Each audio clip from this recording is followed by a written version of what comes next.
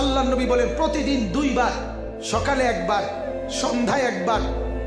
আল্লাহ নবী বলেন আমার উম্মতের আমল আমার কাছে ফেরেশতারা না শোনায়। তাহলে আজকের সন্ধ্যায় যদি আল্লাহ নবীর কাছে ফেরেশতারা গিয়ে বলে ইয়া রাসূলুল্লাহ, আপনার উম্মতের আনিসুর রহমান আজকের সারাদিনে একটা সেজদা করে নাই, একবারও আপনাকে আপনার মালিককে ডাকে নাই, তো আল্লাহর নবী কি বলবে? মদিনার রওজায় কি বলবে নবী?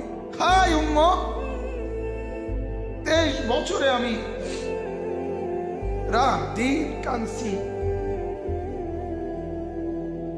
আরে হাদিসের মধ্যে আছে, হযরত মাওলানা নজরুল ইসলাম কাসেমী সাহেবের বয়ানে আমি শুনছি, উনি বলছে আল্লাহর নবী সাল্লাল্লাহু আলাইহি সাল্লাম যখন কবর থেকে উঠবেন, সর্বপ্রথম হাসরের মাঠে দাঁড় করাবার জন্য, উঠাবার জন্য ফেরেশতা জিবরাইল সর্বপ্রথম নবীজিকে রওজা শরীফ থেকে তুলবে। সুবহানাল্লাহ। প্রথম কবর থেকে উঠবে কে? আমাদের নবী সাল্লাল্লাহু আলাইহি সাল্লাম।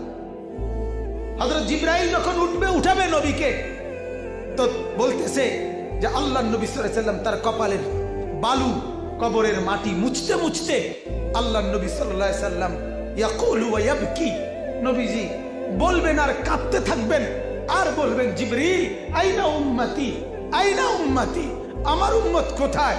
আমার উম্মত কি আমারে রিসিপশন করতে আসলো না? আমারে নিয়ে যাইতে আসলো না? আম ওয়াসালু ইলান নার, নাকি তারা জাহান্নামে চলে গেছে? হযরত জিবরিল বলেন ইয়া রাসূলুল্লাহ, এখনো তো কাউকে উঠানোই হয় নাই, আপনাকেই প্রথম উঠানো হয়েছে। অর্থাৎ উঠেই প্রথম জবানে কার ফিকির? দোস্ত তোমার ফিকির, তোমার ফিকির। আর তুমি মনে করছো জিন্দিগি মানে একটা জিলাপি, জিন্দিগি মানে একটা মোবাইল, জিন্দিগি মানে একটা মোটরসাইকেল, জিন্দিগি মানে চুলের একটা ডিজাইন, জিন্দিগি মানে একটা প্যান্ট।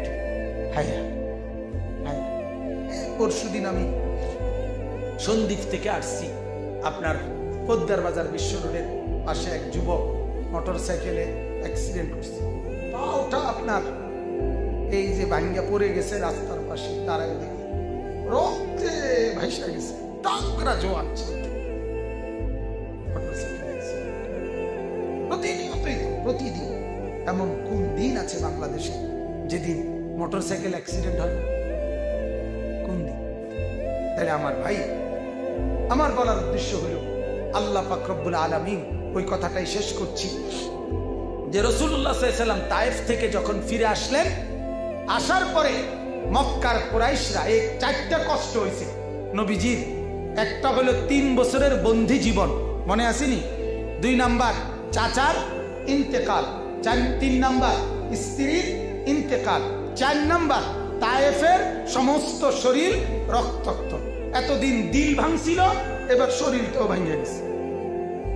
এরপরে নবী যখন মক্কায় আসছে, মক্কার কাফের কুরাইশরা বলছিল মুহাম্মদ, আচ্ছা তুমি একটাবার ভাবো, নবীজিকে কাফেররা বলছো মুহাম্মদ একটাবার ভাবো, তুমি যে বলো যে তোমার আল্লাহ তোমার সাথে আছে, তুমি কও তোমার 2 পয়সার ইজ্জত আসেনি?